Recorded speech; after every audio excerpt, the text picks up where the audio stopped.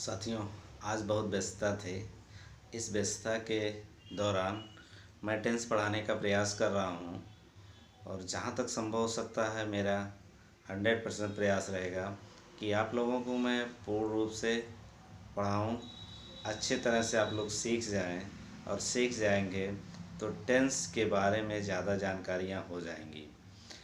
Tense के लिए आपको सबसे पहले सहायक क्रिया हेल्पिंग वर्ब की आवश्यकता पड़ती है, जिसको मैंने ये लिख दिया हूँ और लिखा हूँ तो आपको समझाने का प्रयास भी कर रहा हूँ कि यहाँ देखिए टेंस लिखा हूँ। टेंस में प्रेजेंट टेंस, पास्ट टेंस और फ्यूचर टेंस इसके माध्यम से आएगा।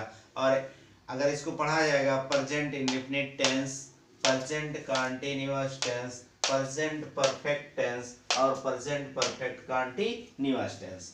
पास्ट इंडेफिनिट टेंस की सहायक क्रिया है, पास्ट कंटीन्यूअस की सहायक क्रिया, पास्ट परफेक्ट की और पास्ट परफेक्ट कंटीन्यूअस की। फिर उसके बाद होता है फ्यूचर इंडेफिनिट की और फ्यूचर कंटीन्यूअस और फ्यूचर परफेक्ट और फ्यूचर परफेक्ट कंटीन्यूअस की। तो साथियों, बात ऐसी है कि अगर हमको सहायक क्रिया जानने की आवश्यकता होती है तो प्रेजेंट इंडेफिनिट की जो सिंपल वाक्य होता है, एक वचनकर्ता के साथ क्रिया में एस या ईएस जुड़ता है, लेकिन बहुवचनकर्ता के साथ क्रिया में एस या ईएस नहीं जुड़ता है। लेकिन जब उसी को निगेटिव या इंट्रोगेटिव होता है, इसका मतलब होता है प्रश्नवाचक या नकारात्मक होता है, तो वहां पर सहायक क्रियाएं दो होती हैं, डज और डू।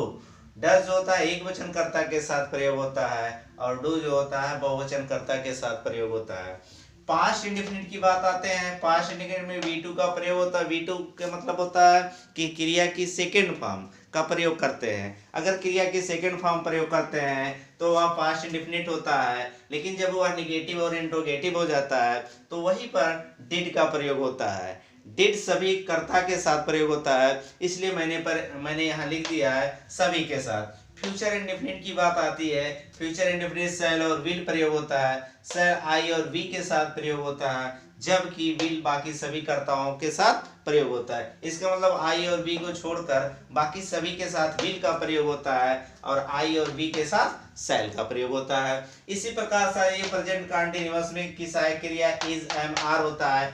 इस एक वचनकर्ता के साथ प्रयोग होता है, एम आई के साथ प्रयोग होता है और आर बहुवचनकर्ता के साथ प्रयोग होता है। पास्ट इंडेफिनिट में पास्ट कंटीन्यूअस में आ जाते हैं वाज और वर होता है। वाज और वर होता है। इसको कई टीचर, बहुत से टीचर लोग या सभी लोग पढ़ते हैं, वेयर पढ़ते हैं, तो वेयर नहीं होता है, इसको वर पढ़ाया जाता है। इसलिए पास्ट कंटीन्यूअस की सहायक क्रिया वाज और वर होती है। वाज जो होता है एक वचनकर्ता के साथ प्रयोग होता है, लेकिन वर जो होता है बहुवचनकर्ता के साथ प्रयोग होता है। इसी प्रकार फ्यूचर कंटीन्यूअस की सहायक क्रिया विल बी, शैल भी होता है। विल बी आई और वी के साथ प्रयोग होता है, शैल भी आई और वी के साथ प्रयोग होता है, जबकि विल भी बाकी सभी कर्ता के साथ प्रयोग होता है। प्रेजेंट परफेक्ट टेंस होता है, उसकी सहायक क्रिया हैज और हैव होती है। हैज एक वचनकर्ता के साथ प्रयोग होता है, बहुवचनकर्ता के साथ प्रयोग होता है। और पास्ट परफेक्ट टेंस की सहायक क्रिया हैड है। हैड सभी कर्ता के साथ प्रयोग होता है। और फ्यूचर परफेक्ट टेंस की सहायक क्रिया विल हैव, शैल हैव है। शैल हैव आई और वी के साथ प्रयोग होता है। विल हैव बाकी सभी के साथ प्रयोग होता है। इसी प्रकार से प्रेजेंट परफेक्ट टेंस है। प्रेजेंट परफेक्ट टेंस की सहायक क्रिया हैज बीन है। हैज बीन एक वचनकर्ता के साथ प्रयोग होता है, जबकि हैव बीन बहुवचनकर्ता के साथ प्रयोग होता है। यहाँ पर पास्ट परफेक्ट टेंस है, इसकी सहायक क्रिया हैड बीन होती है। हैड बीन सभी कर्ताओं के साथ प्रयोग होता है। और फ्यूचर परफेक्ट टेंस की सहायक क्रिया will have been, shall have been होता है। विल हैव बीन आई और वी के साथ प्रयोग होता है, शैल हैव बीन आई और वी के साथ प्रयोग होता है। विल हैव बीन बाकी सभी कर्ताओं के साथ प्रयोग होता है। अगर आप लोग इसको तैयार कर लेते हैं तो मेरा पूर्ण विश्वास है कि टेंस की जो सहायक क्रियाएं हैं उसमें आपको कोई परेशानी नहीं होगी।